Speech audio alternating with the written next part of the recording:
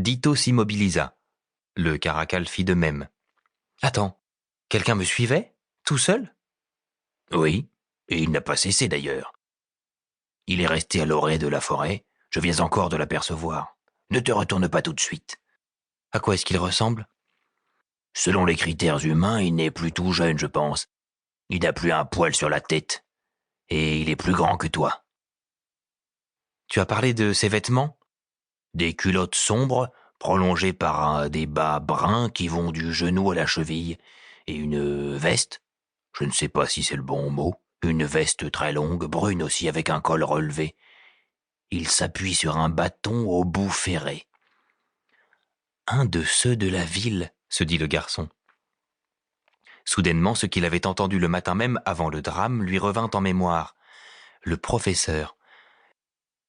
Quelqu'un, dans la conversation qu'il avait surprise, avait dit qu'il comptait s'attarder un peu à Torchebise, chez Dragique, la mémé de Pailloux. Se pouvait-il que... Qu'est-ce qu'on fait? Pour le moment, rien. Et il n'est pas utile que tu chuchotes, dit-on. L'humain est bien trop loin pour entendre quoi que ce soit. Mais s'il nous suit jusqu'au glacier de la Loreley? Dans ce cas, tant pis pour lui. Aucun de nous ne l'a contraint à faire ça. Le caracal réfléchit un instant. D'un autre côté, je crains que ça n'irrite la dame.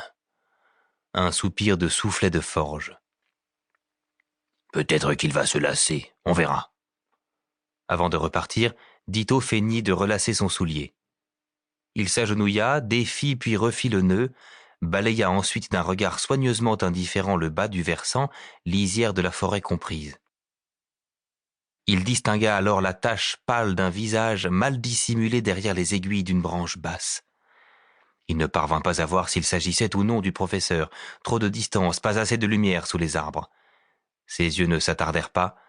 L'adolescent se remit sur ses pieds, repartit à l'assaut du versant. Le fauve et lui cheminèrent 20 minutes de conserve avant de finir par prendre pied sur le sentier. Midi était passé depuis peu lorsque, après avoir suivi les lacets caillouteux, ils parvinrent au col. Ils firent halte pour se reposer, ou plutôt soupçonna Ditto pour que lui puisse se reposer. Le fauve paraissait capable de marcher des jours durant sans éprouver de fatigue.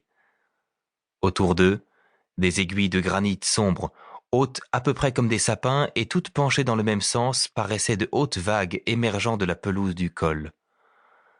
Dans un coin d'ombre, papotait en catimini une source à laquelle tous trois se désaltérèrent. Furteur proposa d'aller jeter un coup d'œil depuis l'un des pitons obliques dominant le versant qu'il venait de gravir, afin de vérifier si l'homme avait ou non poursuivi sa filature. Le rongeur revint 3 minutes plus tard. « Il monte, mais il est encore loin. Il vient à peine d'arriver sur le chemin. »« Normal, » commenta Étincelle. « Il est clair qu'il veut rester discret. Il n'a donc pu quitter le couvert des arbres que lorsque nous-mêmes avons été hors de vue dans les derniers virages du sentier. » Ditto se tourna vers l'adret qu'ils allaient devoir longer sur plusieurs lieues, sous les barres rocheuses des becs, avant de parvenir à un autre col, beaucoup plus élevé, qui leur donnerait accès à la vallée qu'occupait le fleuve de glace. « On n'arrivera pas au glacier avant la nuit. Je suggère qu'on avance au maximum, puis qu'on bivouaque, soit au col des becs, soit au pertuis d'Abert. Je ne sais pas du tout à quoi m'attendre de la part de la dame Glaçon. Moralité, je préfère y arriver en pleine lumière. Demain matin. »